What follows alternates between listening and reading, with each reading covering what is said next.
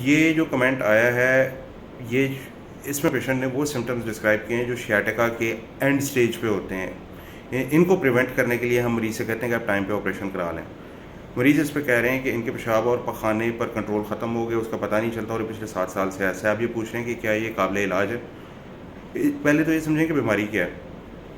Disk disease کی وجہ سے آپ کی نسوں پہ دباؤ رہا, انیشلی آپ کو پین ہوتا رہا, پین ہونے کے بعد آپ کو جو تھا کسی حد تک آپ کی نمنس بعد میں ہوئی ہوگی, پھر ہو سکتا ہے کہ فٹ ڈراپ ہوا ہو.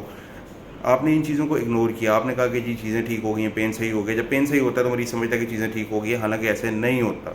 اگر پٹھوں میں کھچاؤ ہو رہا ہے, نمنس ہو رہی ہے, تو آپ کی بیماری ابھی بھی وہیں کی وہیں پڑی ہے. بعد میں پیشنٹ کو جا کے فٹ ڈراپ ہوتا ہے, پیشاب اور پخانے پہ کنٹرول ختم ہوتا ہے, اور ساتھ میں اریکٹائل ڈسفنکشن ہوتا ہے. یہ چیزیں جب ہو جاتی ہیں تو پھر مریض بھاگتا ہے کہ علاج ہو. علاج ابھی بھی پاسبل ہے. ہم آپ کی اسٹینڈرڈ ٹریٹمنٹ کریں گے. اسٹینڈرڈ ٹریٹمنٹ کے بعد اس پہ ہم دیکھیں گے کہ آپ کی آگے ریکوری کتنے عرصے میں آ رہی ہے. کچھ مریض ایسے ہوتے ہیں جن کی اسٹینڈرڈ ٹریٹمنٹ کے بعد, اسٹینڈرڈ پروسیجر کے بعد 3 to 6 months میں سمٹومیٹک ریکوری ہوتی ہے. لیکن کچھ پیشنٹس ایسے ہوتے ہیں جن کے اندر اسٹینڈرڈ ٹریٹمنٹ کے بعد اپ ٹو 6 months کچھ چیزیں بہتر ہوتی ہیں, کچھ چیزیں بہتر نہیں ہوتی.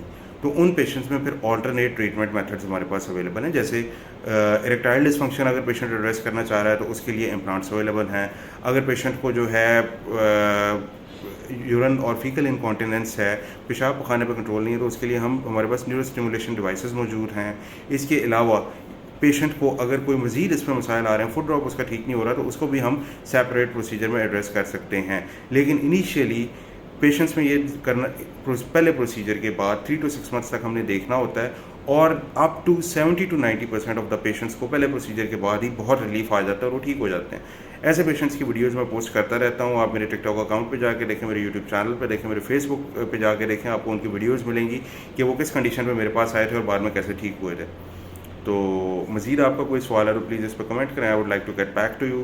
اس ویڈیو کو شیئر کریں تاکہ لوگوں کو پتہ چلے کہ ان ٹریٹڈ شیاٹکا جس کو آپ اگنور کرتے رہتے ہیں اس کی لانگ ٹرم آؤٹ کمز کیا ہو سکتی ہیں.